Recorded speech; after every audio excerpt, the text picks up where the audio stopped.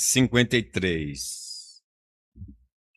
Quem creu em nossa pregação e a quem foi revelado o braço do Senhor, porque foi subindo como um renovo perante ele e como raiz de uma terra seca.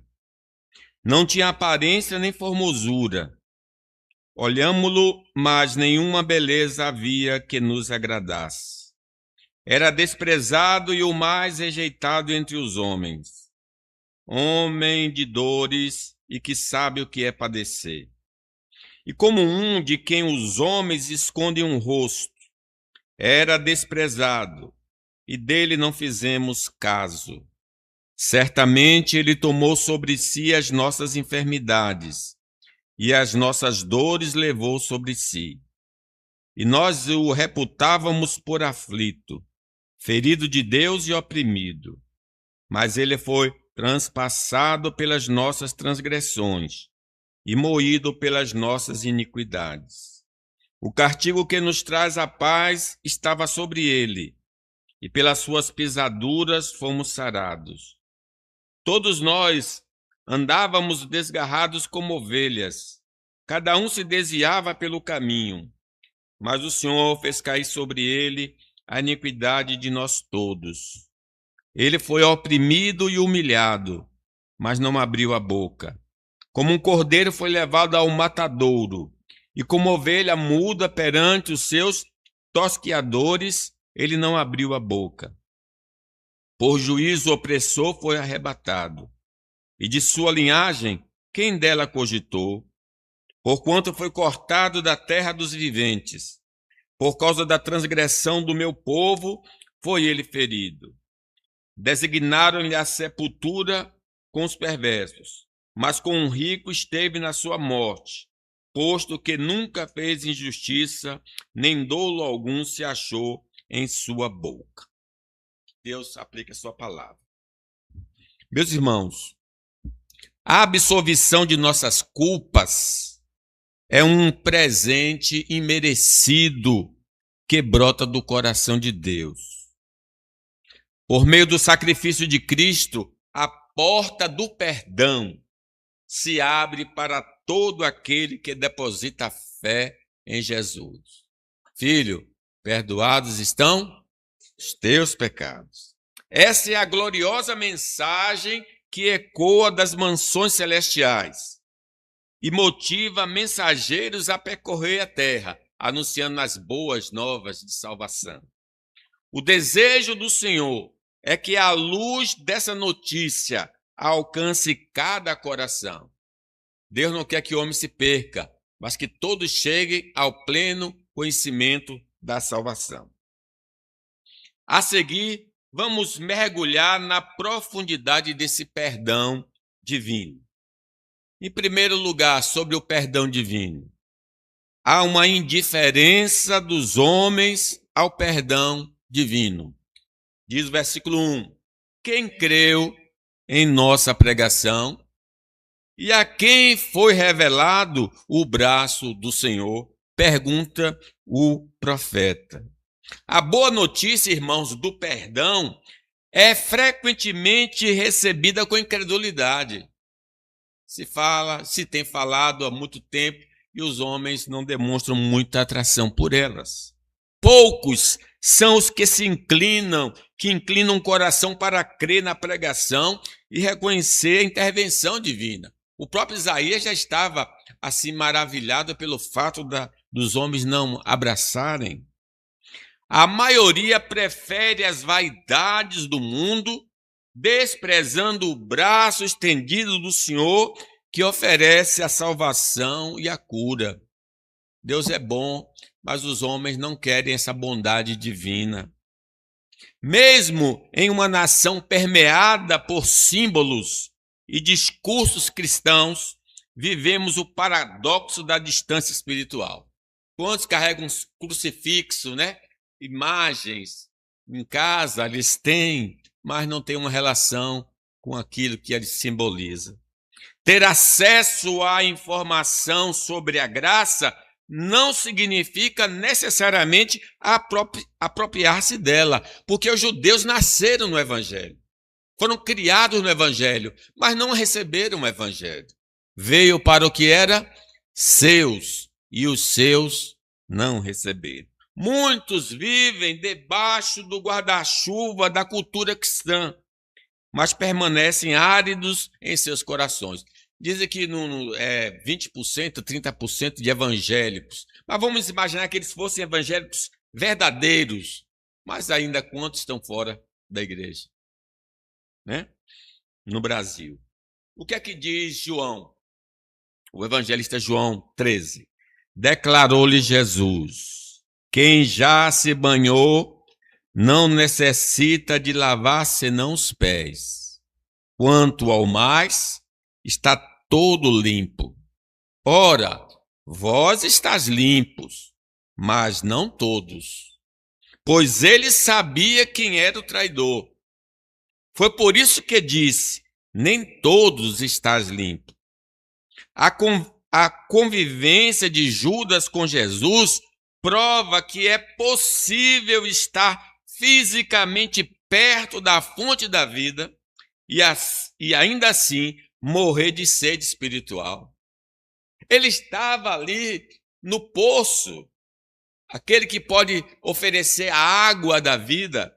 Ele ouviu as pregações, presenciou os milagres e participou da comunhão, mas seu coração nunca foi lavado pela fé genuína. Então, há um grande perigo de frequentar a igreja e não ter uma experiência com o Senhor Jesus. Embora muitos mantenham uma rotina de leitura bíblica, frequência aos sermões e participação na escola dominical, as palavras de vida permanecem superficiais, sem penetrar o coração ou na mente. O próprio Nicodemos era assim. Jesus disse para aquele homem: mestre, você tem de nascer de novo. O que diz Mateus 13? Porque o coração deste povo está endurecido. De mau grado ouviram com os ouvidos e fecharam os olhos, para não suceder que vejam com os olhos, ouçam com os ouvidos, entendam com o coração, se convertam e sejam por mim curados. Como descreve Mateus, irmãos, ocorre um endurecimento espiritual. Os ouvidos se tornam pesados e os olhos se fecham para a vontade própria, por vontade própria. Essa resistência deliberada impede que a verdade gere entendimento real, conversão genuína e a cura que só o Senhor pode realizar. Não vem como aquela mulher do fluxo de sangue. Basta que eu toque nele e eu ficarei curado, né? Tem de vir com essa disposição de fé. Debaixo do peso do pecado, a raça humana encontra-se em um estado de paralisia espiritual, escravizada por forças malignas e padrões de conduta que afrontam a santidade de Deus. Mesmo diante do anúncio do evangelho, a mente natural não valoriza a graça, pois o pecado obscurece o entendimento. Na verdade, diz que o Deus desse século cegou o entendimento dos incrédulos. Como afirma o apóstolo Paulo, o homem natural vive na vaidade dos seus próprios pensamentos, alheios à vida de Deus. Irmãos, essa ignorância não é falta de informação, porque eles falam assim, às vezes brincando, o sangue de Jesus tem poder. Então é sinal que eles têm um conhecimento do sangue, né? Não é falta de informação, mas fruto da dureza de um coração que desde o nascimento inclina-se apenas para o egoísmo e para a satisfação de sua natureza caída. Há pouco eu vi um testemunho de uma irmã que falava das irmãs que nasceram no evangelho, mas estão longe do evangelho. Não foi por falta de informação. O pai era crente, a mãe crente, criada na igreja e depois vai para o candomblé, por exemplo. É uma coisa, né, absurda. A condição humana, irmãos, é marcada por uma ausência total total de interesse pelo Criador.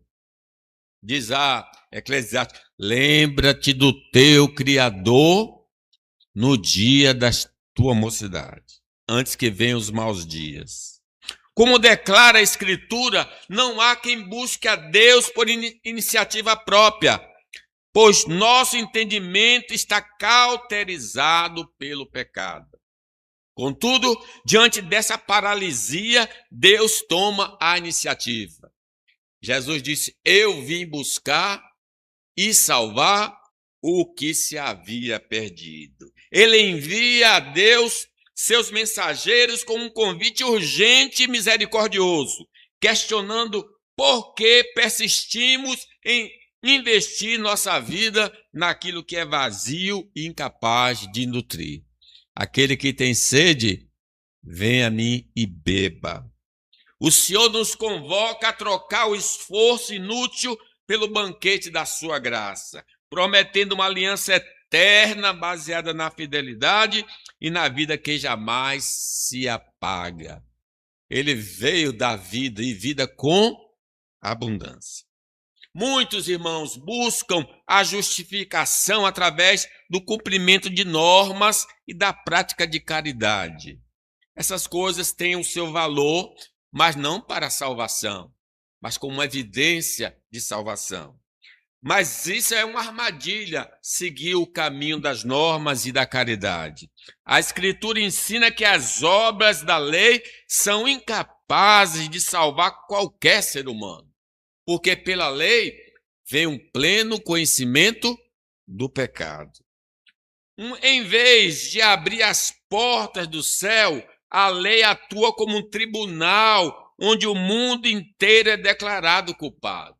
Quem procura andar pelo caminho da lei para a salvação vai descobrir que não chega, porque ela só revela o pecado, ela não dá poder para vencer. Ela não foi dada para ser o degrau de uma escada, mas para ser o espelho que reflete a nossa sujeira, provando que ninguém pode se apresentar diante de Deus confiado em seu próprio mérito. Então, vamos abandonar o caminho das obras, porque não há possibilidade de salvação. Diante do nosso estado de cegueira e miséria espiritual, o entendimento das boas novas não provém do mérito próprio, mas de uma concessão de Deus. Como diz Mateus 11, 25. Por aquele tempo, exclamou Jesus: graças te dou, ó Pai, Senhor do céu e da terra, porque ocultaste estas coisas aos sábios e instruídos e as revelastes aos pequeninos. Sim, ó Pai, porque assim foi do teu agrado. Tudo me foi entregue por meu Pai. Ninguém conhece o Filho, senão o Pai. E ninguém conhece o Pai, senão o Filho. E aquele a quem um filho quiser revelar. Jesus abriu os nossos olhos, irmão.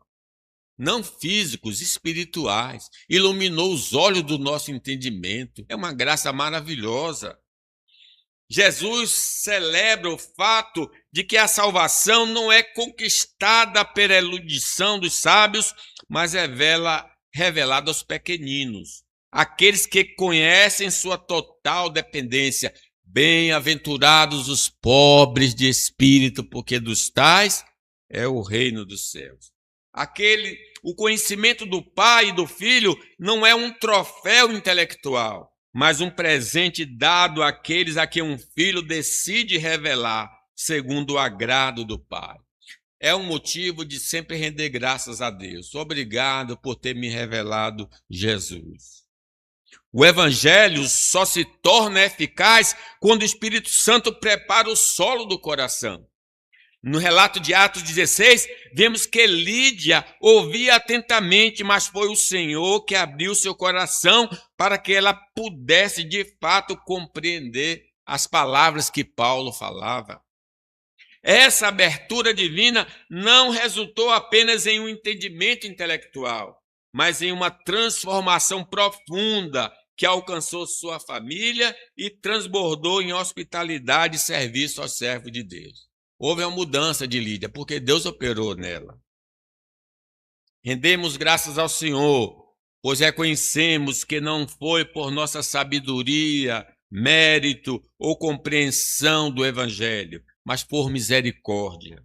Se hoje nossos olhos veem a beleza de Cristo e nossos ouvidos discernem sua voz, é porque o Espírito Santo operou em nós o mesmo milagre que operou em Lídia. Presbiterianos, não precisamos falar em outras línguas. O fato de estarmos na presença do Senhor foi obra do Espírito Santo. Ele abriu o nosso coração. Ele que convence o homem do pecado, da justiça e do juízo. O perdão que desfrutamos é a âncora da nossa alma e a prova de que Deus não nos deixou entregues à nossa própria cegueira. Estávamos indo para um abismo, mas Ele impediu a nossa queda.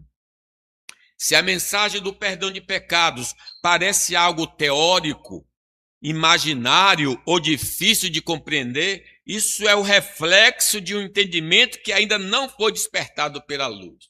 Só não entende o perdão quem não conhece verdadeiramente a Deus. Como vimos, a mente natural não pode discernir as coisas do Espírito. No entanto, o fato de nós estarmos ouvindo essas palavras pode ser em si o instrumento de Deus para romper essa escuridão. Porque a fé vem pelo ouvir e ouvir a palavra de Cristo. Segundo lugar, o perdão divino é rejeitado pela aparente fraqueza do Salvador. Leamos. Pois o Senhor aparecesse como uma plantinha que brota e vai crescendo em terra seca. Ele não era bonito nem simpático, nem tinha nenhuma beleza que chamasse a nossa atenção ou que nos agradasse. Ele foi rejeitado e desprezado por todos. Ele suportou dores e sofrimentos sem fim. Era como alguém que não queremos ver. Nós nem mesmo olhávamos para ele e o desprezávamos. O mundo rejeita o perdão de Deus porque não concebe que a salvação venha de alguém que pareceu tão frágil. A morte de cruz é loucura para os que se perdem. Jesus não veio com uma pompa de um rei terreno. Ele surgiu como uma planta frágil em um solo árido, sem atributos físicos que atraísse o olhar do mundo. Sua aparência não trazia o brilho das vaidades humanas.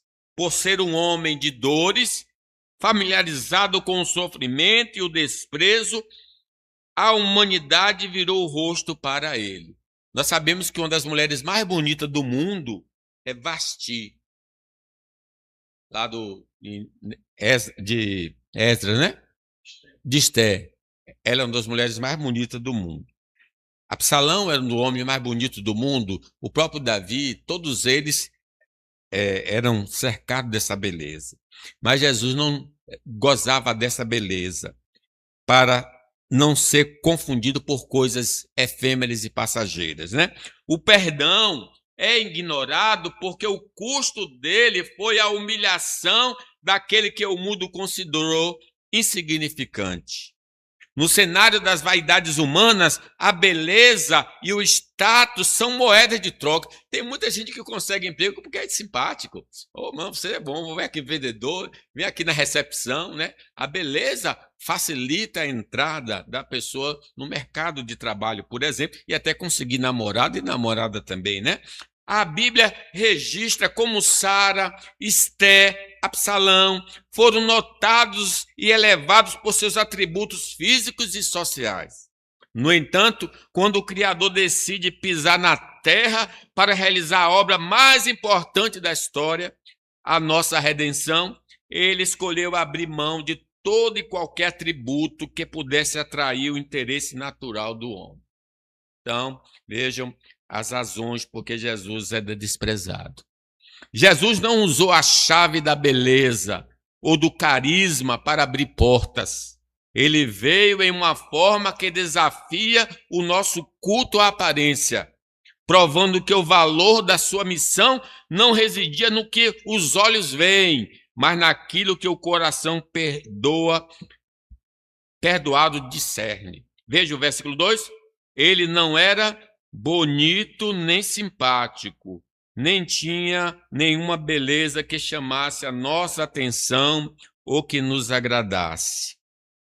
O mundo frequentemente avalia a mensagem pelo mensageiro, e Jesus foi sumariamente ignorado por não possuir as credenciais que a sociedade da época valorizava. O fato de ser um galileu de Nazaré, uma região desprezada e sem importância política ou religiosa, tornou-se um bloqueio intelectual para muitos.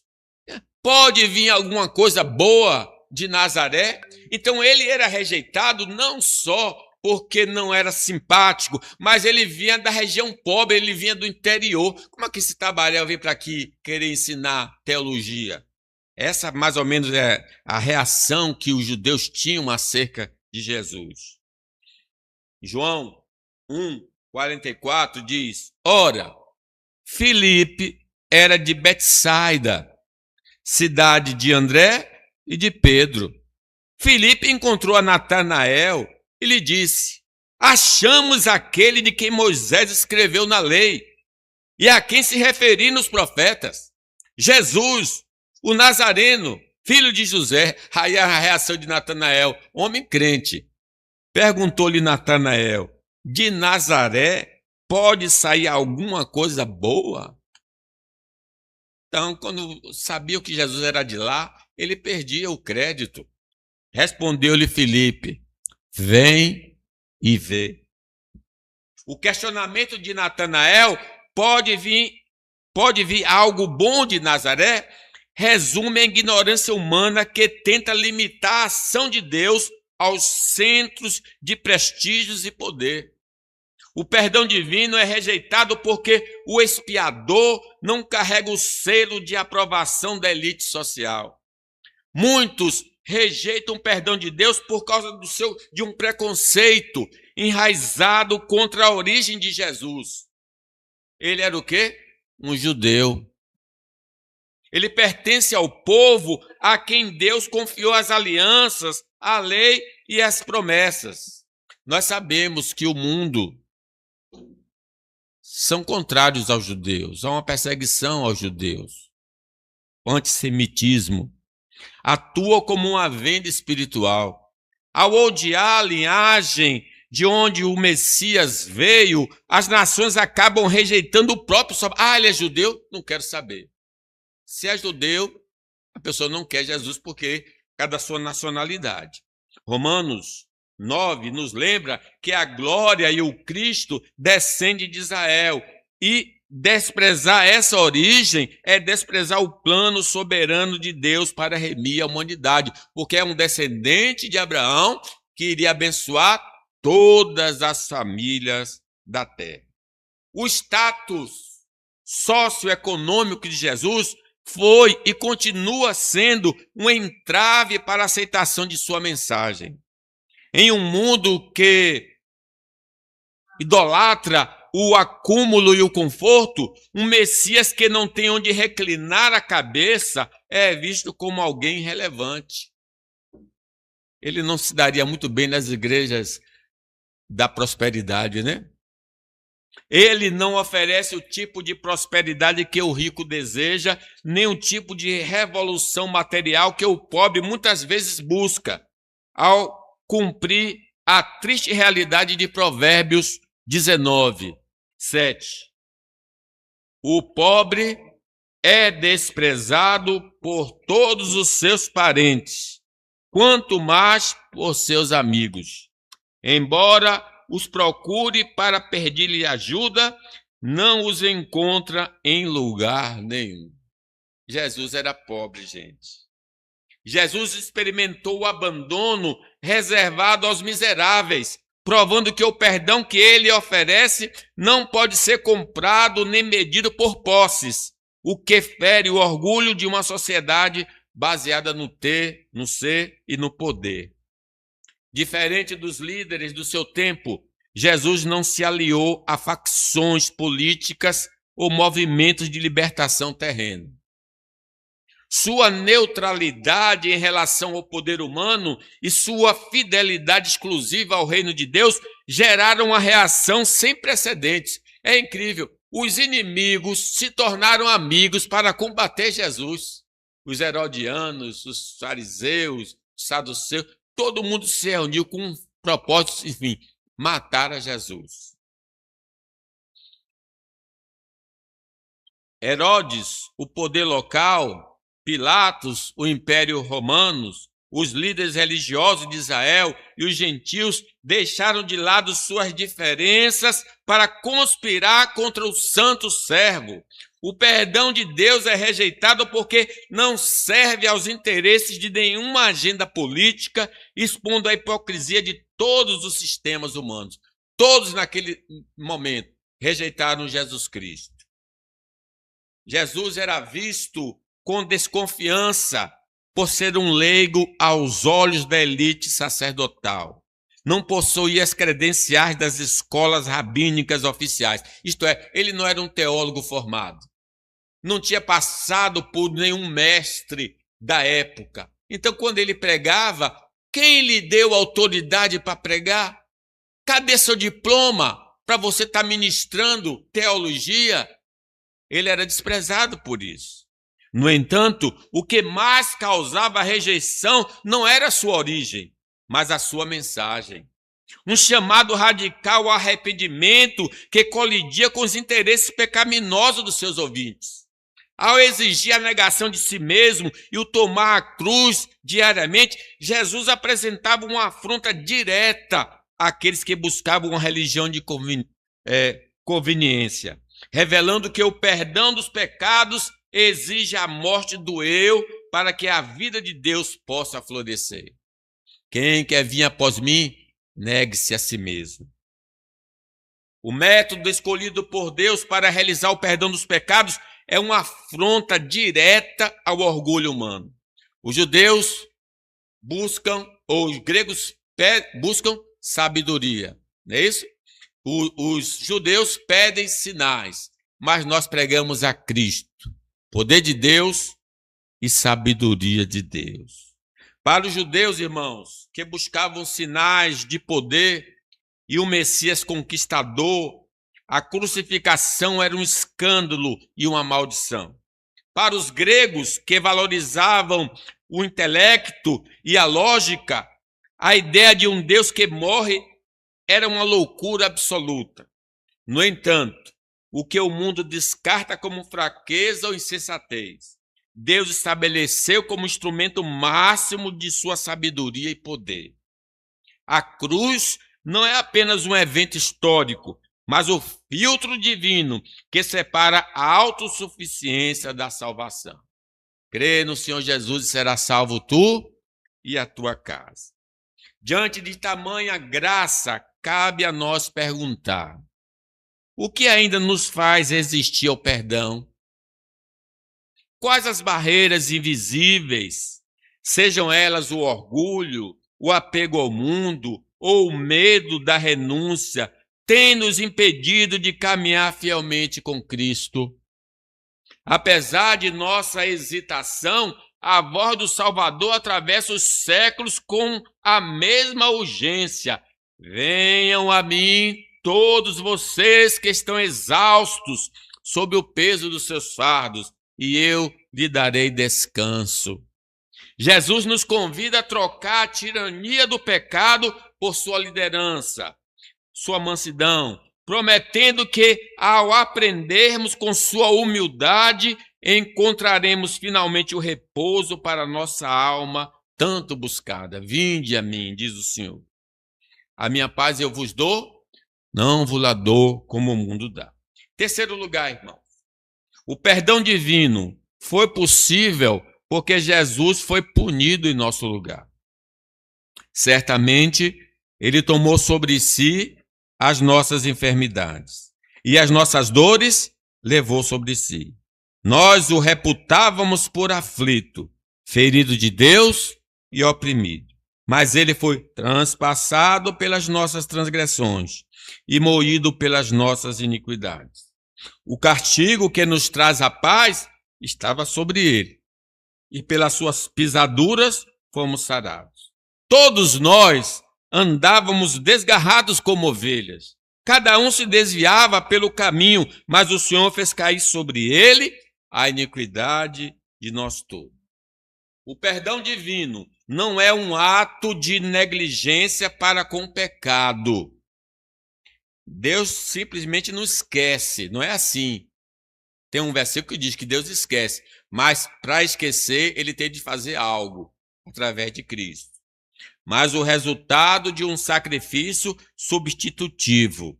Jesus tomou sobre si as dores e enfermidades que eram nossas por direito. Enquanto o mundo o via apenas como um aflito, castigado por Deus, ele estava, na verdade, sendo transpassado pelas nossas transgressões. O peso das nossas iniquidades caiu sobre ele, para que o castigo que nos traz a paz fosse plenamente satisfeito. Fomos curados e restaurados não por nosso esforço, mas pelas feridas que ele aceitou carregar em nosso lugar. É bonito aquele Ben-Hur, que ele vai levar a irmã que está com câncer, acho que é mãe, lepra. Então, quando ela avista o Senhor Jesus, né, aí fica curada. Ele levou as nossas dores. É linda essa cena no filme, né? Nossa salvação é uma obra de exclusividade divina, irmãos. Não há cooperação humana no ato de perdoar. Estávamos espiritualmente mortos, incapazes de qualquer movimento em direção a Deus, mas ele nos deu vida juntamente com Cristo. O escrito de dívida que trabalhava cada uma de nossas transgressões e nos condenava foi legalmente anulado. Deus não apenas ignorou nossas faltas, ele as pregou na cruz, removendo definitivamente a barreira que nos separava dele. Nenhuma condenação há para aqueles que estão em Cristo. Para que esse benefício se torne realidade em nossa história, o caminho é a fé. Crer plenamente que Jesus é o nosso substituto perfeito. Assim como no Velho Testamento eram os animais, agora no Novo Testamento, Jesus é o Cordeiro de Deus que tira o pecado do mundo. Versículo 7 diz: ele foi oprimido e humilhado, mas não abriu a boca. Como um cordeiro foi levado ao matadouro, e como ovelha muda perante os seus tosquiadores, ele não abriu a boca. Por juízo opressor foi arrebatado, e de sua linhagem, quem dela cogitou? Porquanto foi cortado da terra dos viventes, por causa da transgressão do meu povo foi ele ferido. Diferente de qualquer réu humano, Jesus enfrentou a opressão e o julgamento injusto em silêncio absoluto. Sua recusa em abrir a boca não foi um sinal de fraqueza, mas de uma determinação amorosa em cumprir o sacrifício necessário. Não reclamou. Ele foi em nosso lugar voluntariamente. Ninguém tira a minha vida, eu mesma dou.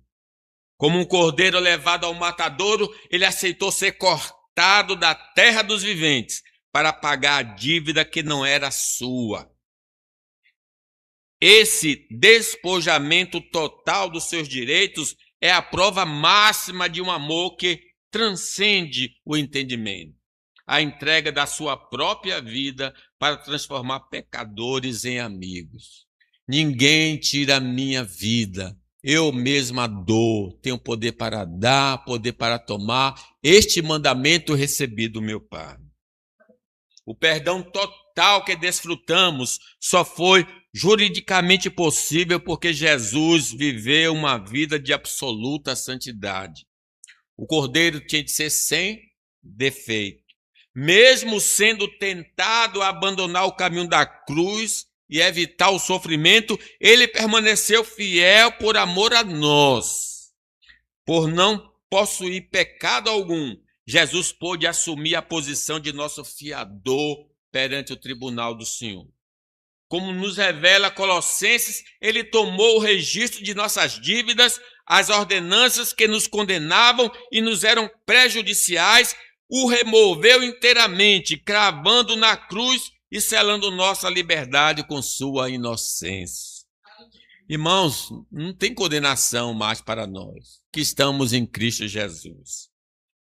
Mas ele foi transpassado, versículo 5, mas ele foi transpassado pelas nossas transgressões e moído pelas nossas iniquidades.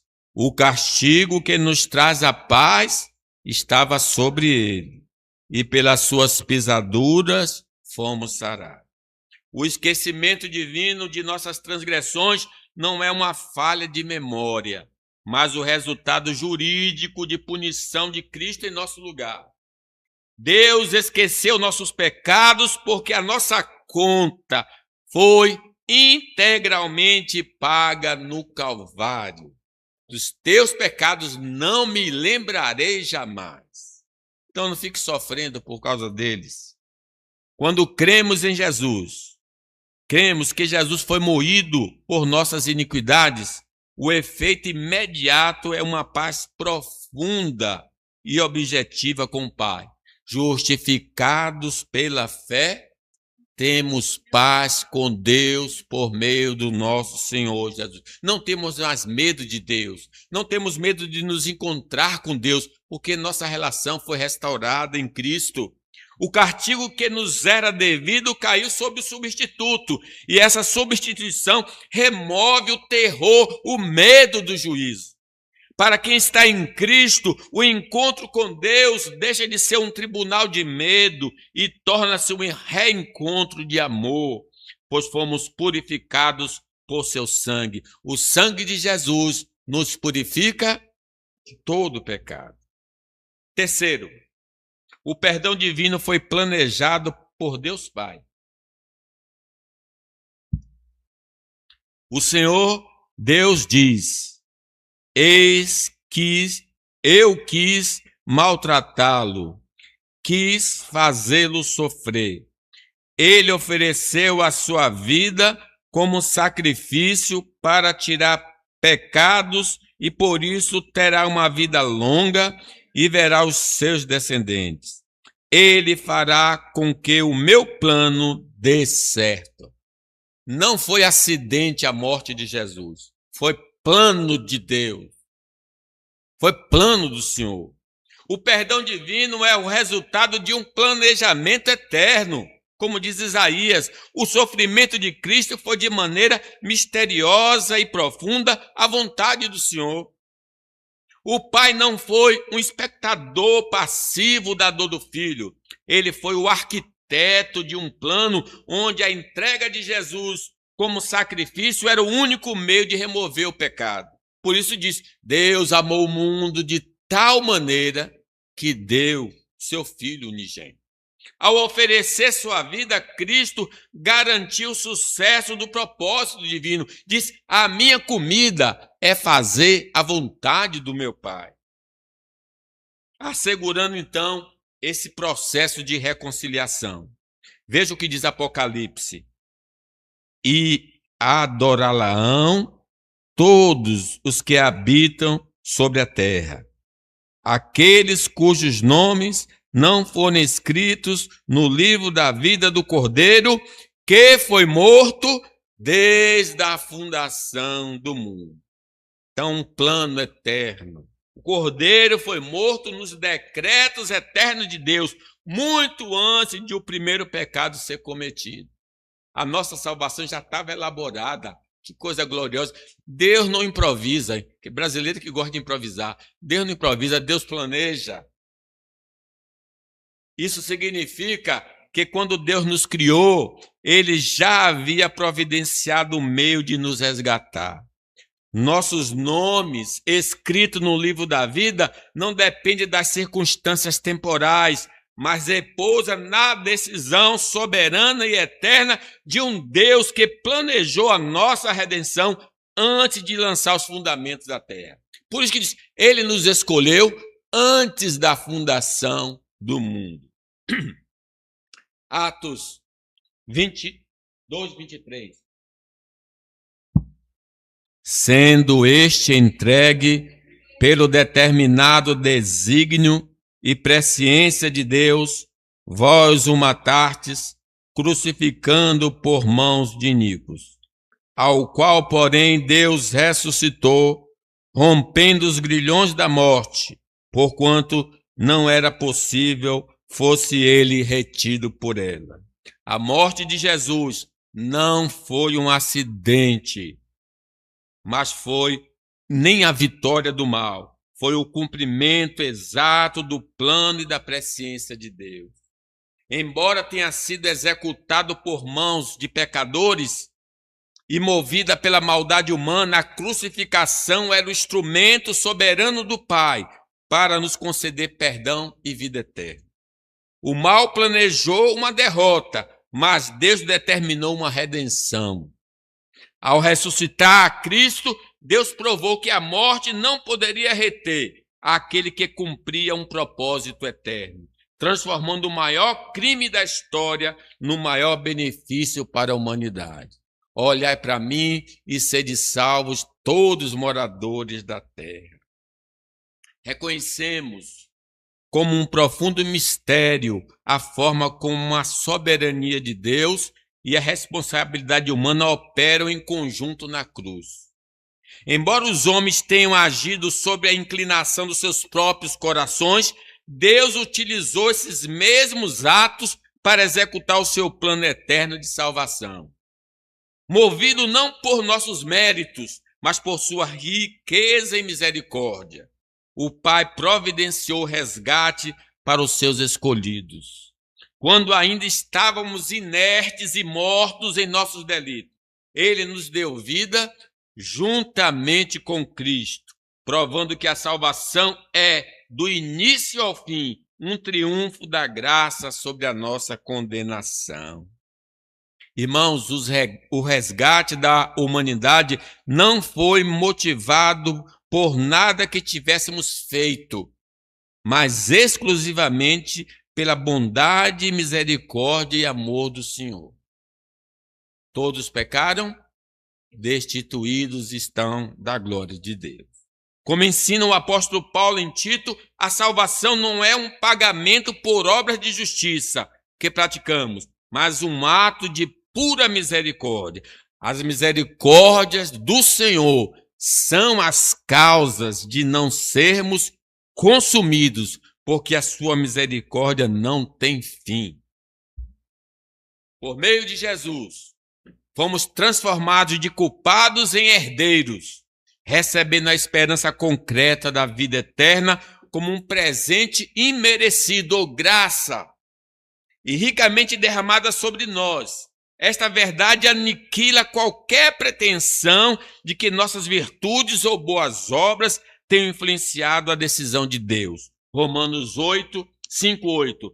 Mas Deus prova o seu próprio amor para conosco, pelo fato de ter Cristo morrido por nós, sendo nós ainda pecadores. Porque se nós, quando inimigos, fomos reconciliados com Deus, mediante a morte do seu Filho, muito mais, estando já reconciliados, seremos salvos pela sua vida. O apóstolo, então, enfatiza: a prova suprema do amor de Deus não é ele ter morrido por pessoas boas, mas Cristo ter morrido por nós quando ainda éramos pecadores e inimigos.